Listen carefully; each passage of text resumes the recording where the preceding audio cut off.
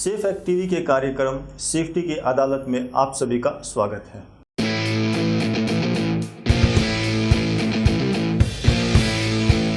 Safety की अदालत एक ऐसा कार्यक्रम है जिसमें सुरक्षा विभाग के अनुभवी अधिकारियों के साथ उनके अनुभव को शेयर किया जाता है।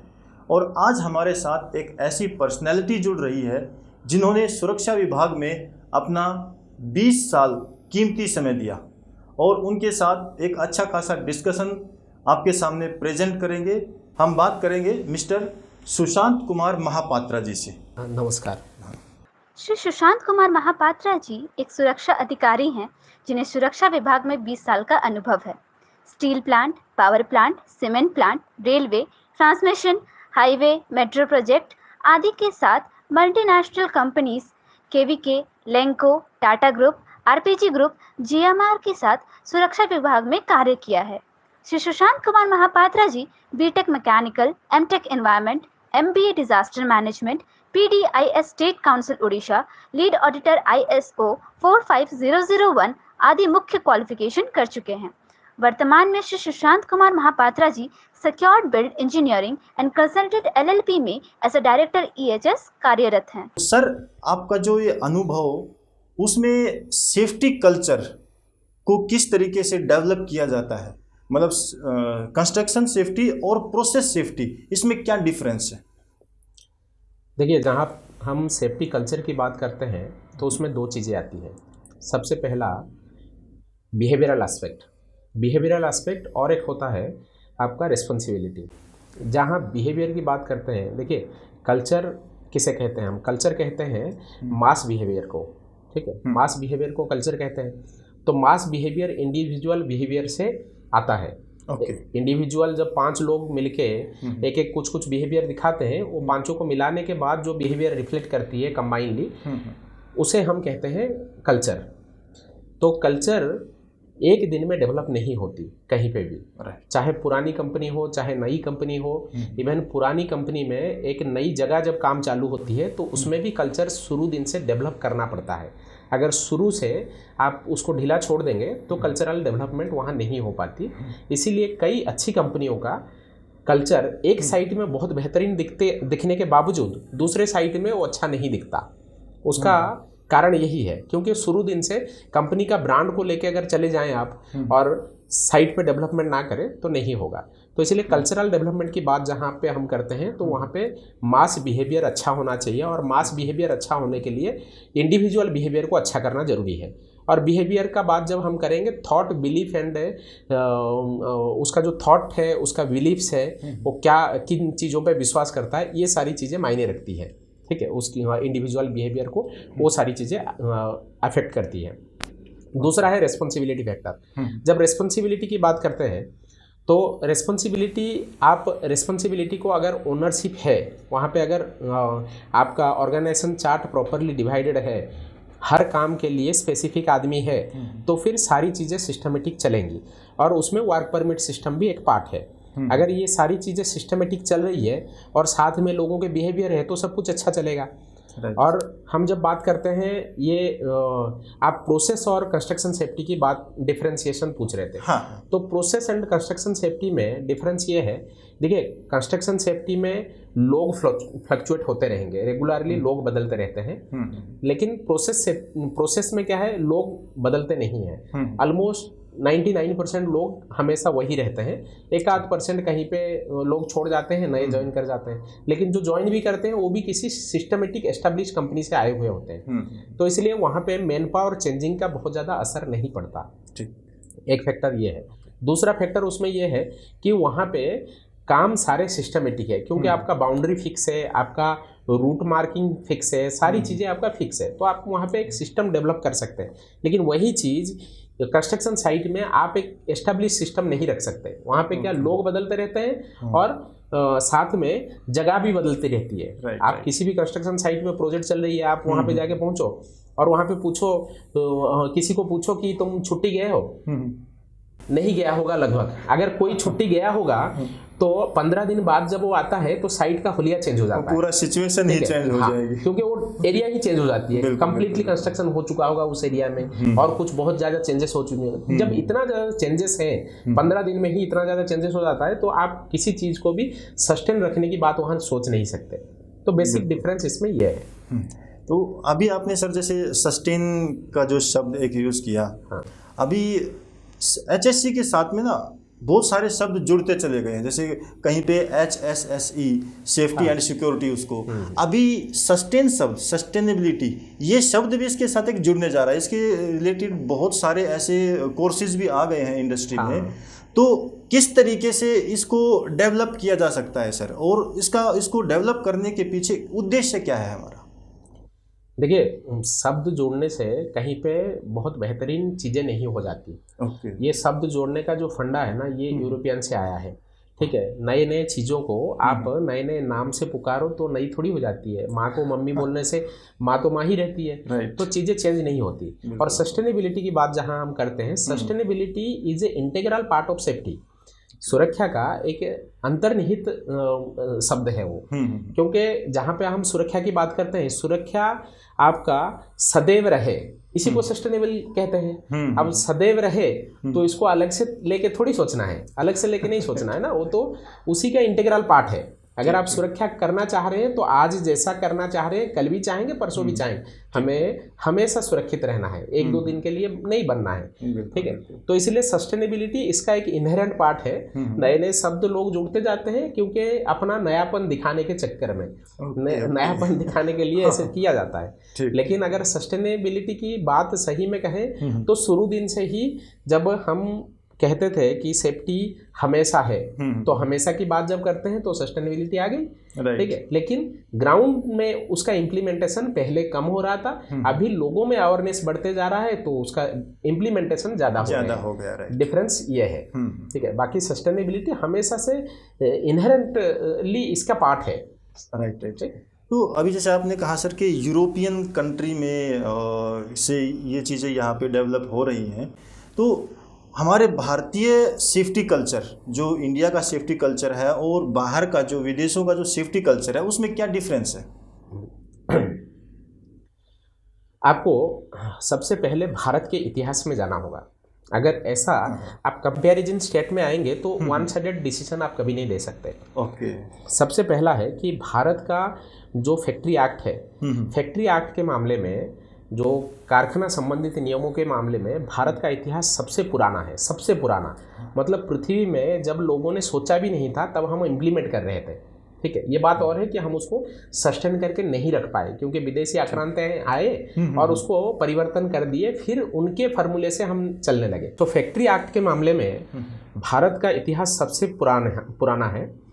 कौटिल्य अर्थशास्त्र में पहले जो हमारा कारखाना के जो सुरक्षा नियम थे वो कौटिल्य अर्थशास्त्र के अनुसार चलते थे और उसमें ये सारे नियम थे जो आज के दिन में हो रहे हैं, बल्कि इससे और बेहतरीन तरीके से वो सारी चीज़ें एक्सप्लेन किए गए थे। लेकिन धीरे धीरे हम उसको भूलते गए क्योंकि बहुत सारे आक्रांताएं आए और यहाँ पे राज करने लगे, और उनके समय में क्योंकि हम गुलाम थे तो वहाँ पे हमारे लिए कोई नियम नहीं थे, सारा अत्याचार हमारे ऊपर हो रहा था। तो उसी चीज़ को हम फिर कंटिन्यू कर रहे थे। तो फिर वही रॉबर्ट फुइल वगैरह आए, फिर उनका जो फैक्ट्री एक्ट आया उस फैक्ट्री एक्ट को हमने फॉलो किया। तो ऐसा रहा हमारा इतिहास जो है, ऐसा रहा। और अभी जब फॉरेन के साथ हम कंपेयर करते हैं हमारा सुरक्षा नियम का, तो सुरक्षा नियम वहाँ पे क्या है, इम्प्लीमेंटेशन परसेंटेज ज़्यादा इसलिए है क्योंकि वहाँ पे हर किसी का आइडेंटिफाइड रोल है। ठीक है, हर किसी का रोल डिफाइंड है। जैसे आप एक स्कैफोल्डर है, स्कैफोल्डर स्कैफोल्डिंग का काम करेगा, अगला कुछ भी वो नहीं करेगा। उसी तरह एक वेल्डर है तो वेल्डर का काम करेगा। अभी परसों में एक कंपनी का ट्रेनिंग ले रहा था, वहाँ पे 3 लोगों ने 3 अलग अलग ट्रेनिंग हुई और तीनों ट्रेनिंग में एक आदमी का नाम में पाया। मैं जब कॉल करके पूछा तो उन्होंने बताया कि नहीं, वो क्या है ना, आदमी कम है तो वो एक्सपर्ट है, वो तीनों काम कर रहा है। जैसे वेल्डर में भी उसने ट्रेनिंग किया, उसने crane operator, EOT crane operator में ट्रेनिंग किया और रिगिंग एंड लिफ्टिंग सेफ्टी में भी ट्रेनिंग किया। मतलब ये अपने इंडियन कल्चर में ये चीज़ आपको देखने को मिली। तो 3 अलग अलग काम एक ही आदमी कर रहा है, तो स्पेसिफिक फोकस उसका नहीं रह सकता। तो जब फोकस स्पेसिफिक नहीं हो तो कई चीज़ें मिस हो जाती हैं। राइट, बिल्कुल। तो वहाँ के जो कल्चर में वो उतना डेवलपमेंट कैसे कर पा रहे हैं सर? जैसे हम लोग क्यों नहीं इस चीज़ के ऊपर फोकस कर पा रहे हैं? ये चीज़ हमारे मतलब कुछ ना कुछ मैनेजमेंट का फॉल्ट है या हम लोगों की ही ग्राउंड के ऊपर कुछ मेंटेलिटी ऐसी है? नहीं, इसमें 2 चीज़ें हैं। एक तो शिक्षा व्यवस्था भी इसके लिए निश्चित रूप से शिक्षा व्यवस्था इसका एक मुख्य कारण है। देखिए, जैसे मैंने बीटेक किया, एमटेक किया, इतना सारा करने के बावजूद मुझे अलग से सेफ्टी में पीजी करना पड़ा। भाई, सेफ्टी का कंसेप्ट को समझने के लिए अलग से पीजी करना पड़ा। अब इतना जब बीटेक एमटेक मैंने कर लिया तब भी मेरा थॉट वैसा नहीं था जैसा थॉट मेरा आज है। जब मैंने सेफ्टी में पीजी किया, सेफ्टी में काम किया, तो मेरा कंसेप्ट कंप्लीटली डिफरेंट हो गया। और जब मैं एग्जीक्यूशन में काम कर रहा था मेरा कंसेप्ट डिफरेंट था। क्यों? क्योंकि ये सारा चीज़ हमारा एजुकेशन सिस्टम जो है उसने दिया। ठीक है, एजुकेशन में जब हम पढ़ रहे थे, ज़्यादातर इंजीनियरिंग कॉलेज में सेफ्टी का पॉइंट्स को, क्योंकि उसमें से ज़्यादातर क्वेश्चन आते नहीं है। ठीक है, अगर एक आध क्वेश्चन भी आते हैं तो कल्चरल डेवलपमेंट में रिस्पॉन्सिबिलिटी पे कोई क्वेश्चन नहीं होता। वहाँ पे क्वेश्चन होती है कि ये हुआ या नहीं हुआ। ठीक है, ये चीज़ है कि नहीं है। अब है तो है या नहीं, आप क्वेश्चन दे तो वहाँ पे रिस्पॉन्सिबिलिटी की पार्टी नहीं आती। जब हम काम करने लगते हैं वही चीज़ सबसे ज़्यादा महत्वपूर्ण है। आप कितना जानते हो मायने नहीं रखता, आप कितना ओन करते हो वो मायने रखता है। ठीक है, सर। अब मैं ओन ही नहीं कर रहा हूँ, मैं प्रोजेक्ट का मैनेजर हूँ, मैं साइट का इंजीनियर हूँ, बट मैं ओन नहीं कर रहा हूँ सेफ्टी को, मैं ओन कर रहा हूँ केवल मेरा काम को। मेरा काम कैसे फास्ट चलेगा मैं ये सोच रहा हूँ। मैं ये नहीं सोच रहा हूँ कि ये 2 आदमी यहाँ काम कर रहे हैं, ये कैसे सुरक्षित घर जाए, मैं ये नहीं सोचता। मैं सोचता हूँ कि कितना ज़्यादा प्रोडक्शन आज निकाल दूँ ताकि मेरे बिलिंग वहाँ बढ़ जाए। तो ये डिफरेंसेस है। तो अभी आपने जैसे वो कौटिल्य अर्थशास्त्र की जो बात की कि पहले हम लोग उसी के रूल्स के अनुसार हम अपने सिस्टम में सेफ्टी को डेवलप करते थे। हाँ, ये जब हम गुलाम थे, हम लोग दूसरे हमारे राजा होते थे, उनके अंडर में हम काम करते थे। उन्होंने अपना कल्चर यहाँ पे डेवलप किया, उन्होंने अपने रूल्स बनाए और वही रूल्स फिर इंडियन कल्चर में डेवलप हो गए। तो इसका मतलब क्या हुआ कि वहाँ का जो कल्चर है वो हमारे यहाँ पे है, लेकिन हम लोग उसको सस्टेन नहीं कर पा रहे हैं, वो लोग अपना अच्छे से सस्टेन कर रहे हैं। तो यही एक कारण हुआ। तो इसके लिए क्या कर सकते हैं सर?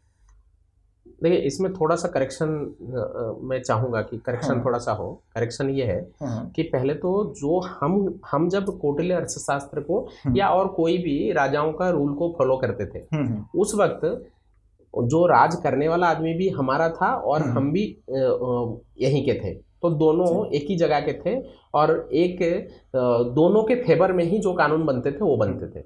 लेकिन जब हमें गुलामी के स्तर पे हम आ गए, जब चाहे मुगल हो चाहे अंग्रेज हो, जब गुलामी के स्तर पे हम आ गए तो उन्हें क्या है, उन्हें हमारे से उनको कोई लेना देना नहीं था। उनको तो केवल लूट मचानी थी, उनको अपना फायदा करना था। तो उन्होंने सारे हमको कृतदास की तरह, हमें एक गुलाम की तरह उन्होंने यूटिलाइज किया। तो उस समय में सारे नियम भंग हो गए थे। और उसके बाद जो हमारा एजुकेशन सिस्टम रहा, एजुकेशन सिस्टम क्योंकि ब्रिटिशर के अनुसार ही हमारे एजुकेशन सिस्टम चले, तो एजुकेशन में एडमिनिस्ट्रेटिवली लोगों को कैसे स्ट्रॉन्ग किया जाए उसके ऊपर जोर दिया गया। लेकिन इंजीनियरिंग में और सिस्टम में और कनेक्टिविटी में कैसे बेहतर हो लोग, उसके लिए कभी जोर दिया ही नहीं गया। जब हम पुलिस में जाते हैं तो हमारा थॉट ये होता है कि हम कितना ज़्यादा आदमी को पकड़ पाएं और कितना ज़्यादा लोगों की गलतियां निकाल पाएं, जबकि पुलिस उसलिए बना ही नहीं था। भारतीय सिस्टम में पुलिस इसलिए है, भारतीय सिस्टम क्या पूरा पृथ्वी में पुलिस सहायता केंद्र होता है। पुलिस का काम है कि सहायता करेगा और लोगों का काम है खुद इम्प्लीमेंट करना। जब आप लाठी लेके किसी के पीछे भागेंगे तो फिर वो खुद इम्प्लीमेंट नहीं करेगा, वो वेट करेगा कि कब आप उसको लाठी देंगे तो वो बेल्ट पहन लेगा, सीट बेल्ट। ठीक है, तो उसी तरह साइड पे भी वही रोल है। यहाँ पे क्या है, सेफ्टी ऑफिसर जो है वो एक ये बन गया है। सेफ्टी ऑफिसर हमेशा से साइड पे एक पुलिस की तरह काम कर रहा है। आप गलती करते रहो, वो आके डंडा आपके ऊपर चलाता रहे, वो वार्निंग मेमो देगा, ये देगा, 4 में से 2 आप मान लोगे, फिर आपकी वाहवाही होगी। तो ऐसे चलता है, जबकि ये अंदर से आनी चाहिए। Safety can not be a goal, ये आपका हार्ट से आना चाहिए। It should be core value of your heart. Core value of organisation, आपके ऑर्गेनाइजेशन का, आपका हृदय का ये एक वैल्यू होना चाहिए जो कि आप अंदर से हमेशा से इम्प्लीमेंट करना चाह रहे हो। ये अलग थोड़ी है, काम से सेफ्टी अलग नहीं है वो। ठीक सर, जैसे अभी आपने एक एजुकेशन की बात की कि अगर एजुकेशन रहेगी तो सेफ्टी डेवलपमेंट, सेफ्टी कल्चर अच्छे से डेवलप कर सकते हैं।